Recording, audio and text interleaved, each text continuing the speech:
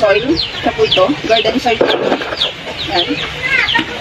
Isa pong maliit na timba na garden soil. Tapos, ito pong vermicast. Ihahalo po natin siya dito. Ihahalo po natin siya dito sa garden soil. Ito po ang vermicast. Ihahalo po siya natin dito. Tapos itong coco.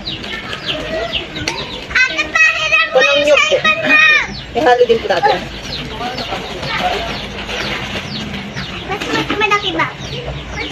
Coco pit po. Ihalo po natin yun. Dapat po na ihalo ng gusto.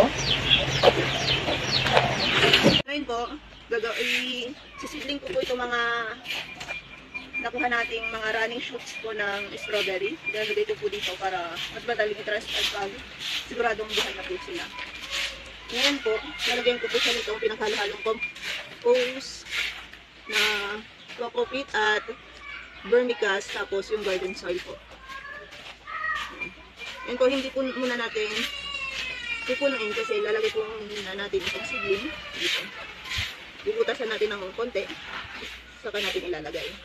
Pag nailagay na po, dadagdagan na po natin yung lalagay natin soil dito para hindi po siya matumba. Ganyan po ang magiging itsura niya.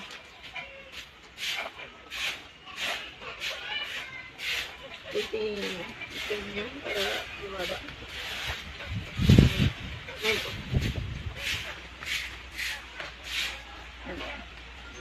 Next po, kapag may maliit naman po tayong gaya po nito, yan. Gaya po naman po nito, ito po ang ginagamit ko, itong mga maliliit na taniman. Gaya din po nung nauna, lalagyan po na natin, hindi natin pupunuin. Tapos ngayon po, ilalagay na po natin itong strawberry. Ngayon, ito na lang po natin pupunuin. Okay lang po na medyo matabunan po yung shoots ng strawberry kasi pagkatapos po ng magkakaroon ng roots, tataas din po siya at dun po lalaki.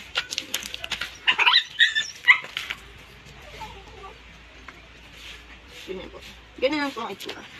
Ito, magiging strawberry na naman po ito. Kaya, ganyan po hinahayan ko lang po siya. Okay. Ngayon po, in-sprayan ko na po siya ng tubig. Yan. Yan po.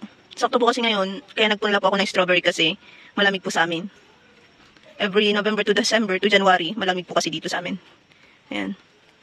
Lagyan ko po nito kasi ang daming manok. Para po hindi nila kalaykayin. Ayan na rin po yung mustasa.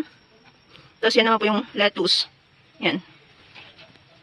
Nilagay ko na po sa one. Ito po yung mga hindi po nagamit doon sa kuko namin ng pang milk tea po sana. Kaya lang, sa nakuha na pandemic, hindi na po nagamit. Kaya hiningi ko na po.